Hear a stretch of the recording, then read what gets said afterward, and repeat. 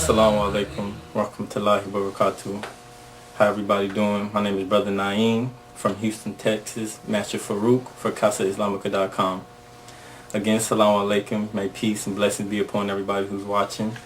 I just want to start off and I'm going to share my experience with Islam as a Muslim convert or revert. So first a little bit about myself. Again, I'm 24 years old. I was born in Dayton, Ohio. I've been Muslim, alhamdulillah, 3 years. And I just want to start off by saying, first off, anything that I say that is true or that is right or correct, is the blessing of Allah and it's from the guidance of Allah. And anything that I say that's not correct, it's my own fault, my own mistake. And, I just want to say I'm not a scholar of Islam or anything like that. I just want to talk a little bit about this religion and maybe my words can go out there to somebody who's interested in Islam or a Muslim person who maybe got away from Islam or whatever the case may be, just to talk about this religion. And the reason that I want to do this, mainly is for two reasons. Number one, like I said, I've been Muslim 3 years, and I can honestly say that the best thing that ever happened to me was coming into Islam. Becoming a Muslim. I think that's the greatest thing that Allah gave to me, because I can honestly say, just a little background, I was raised Christian. I was a Christian since I was, raised Christian, a strong Christian background until I was 21. And no disrespect to nobody's belief of a religion, but I can say my life before Islam and now is like darkness in the light. You know what I mean? Everything since I became became Muslim has changed. The way I think, the way I treat other people, the way I view the world, my goals in life. And number two, the reason I want to do this is because I feel like if you believe in something, you have to stand up for that. And all across the world right now, I don't have to name names or point out situations, but it's like the Muslims are the number one enemy. Islam is the enemy right now. They say we're terrorists. They say this is a religion of hate. This is a religion of war, and that's not what it is. I'm not a terrorist. I'm not trying to kill nobody. I'm not trying to hurt nobody. In fact, I know for a fact if it wasn't for Islam, I would probably be in jail. I would probably be in a bad situation right now, because the way I was living prior to Islam, it was detrimental. I was on going to a bad place, and it's Islam that saved me. And I just feel bad when I see Muslim people getting murdered and killed. Or they would take what a handful of Muslims do and try to paint that as a picture of Islam, and that's not what it's about. It's 1.5 billion Muslims in the world, and they take one Muslim person or 10 or 20 and try to say this is how all Muslims are, and that's not how it is. For instance, you can't say all Christians are racist because of what the Ku Klux Klan do. You can't say, well, look at Timothy McVeigh, his bombing Oklahoma City, and say, well, all Muslims, you can't do that. It's not fair. And that's not the way it is. So I'm going to share my experience of Islam a little bit. First and foremost, I will have to say that if I can give a little metaphor about Islam, Christianity, and life in general, I would say that I could put it like this. Say if it's a hot day, and somebody give you a glass of water to drink, and in that one glass of water, even though you're hot, even though you're thirsty, in that one glass of water, you would see this person, or you see this a little bit of dirt in that glass. Just one drop of dirt in that glass, you're not going to drink that water because it's impure. And that's what I would say about Christianity, because from a very young child, I seen a lot of contradiction in Christianity. I seen a lot of things in the Bible that didn't make sense to me.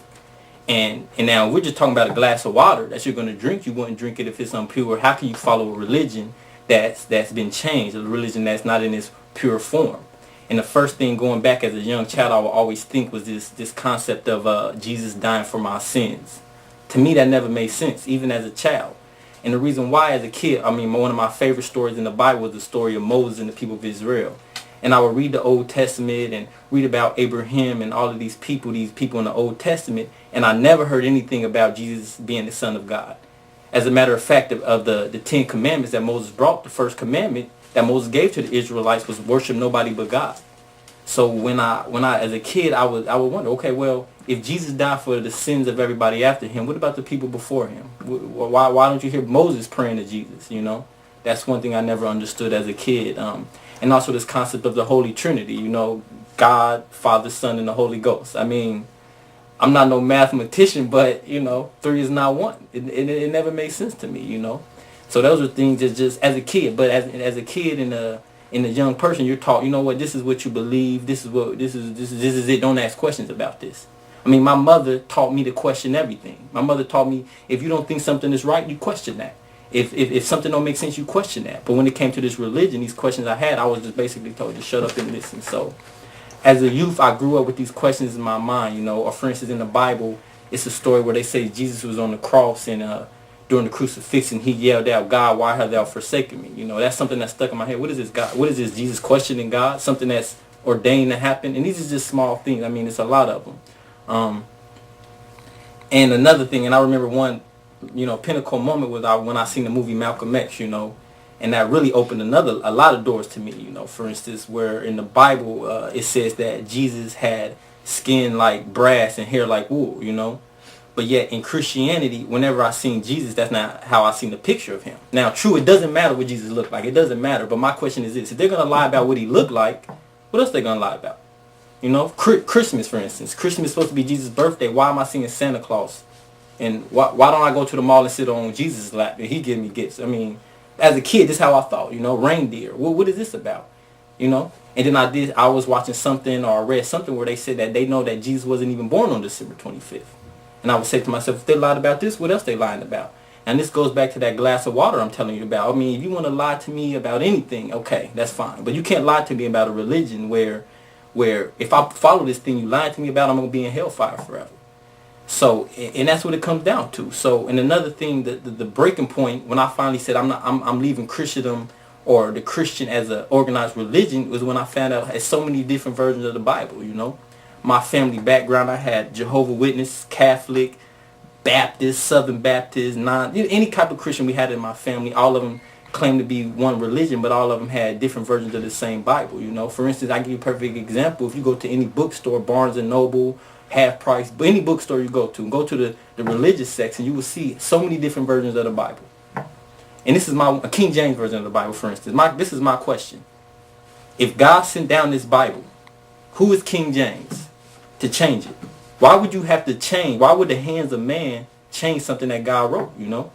So these are things that planted seeds, you know. Everything, even the biggest tree just starts with one seed, you know. So these are things that planted seeds in my mind. So finally, it was a point in my life. I was about 18 or 19.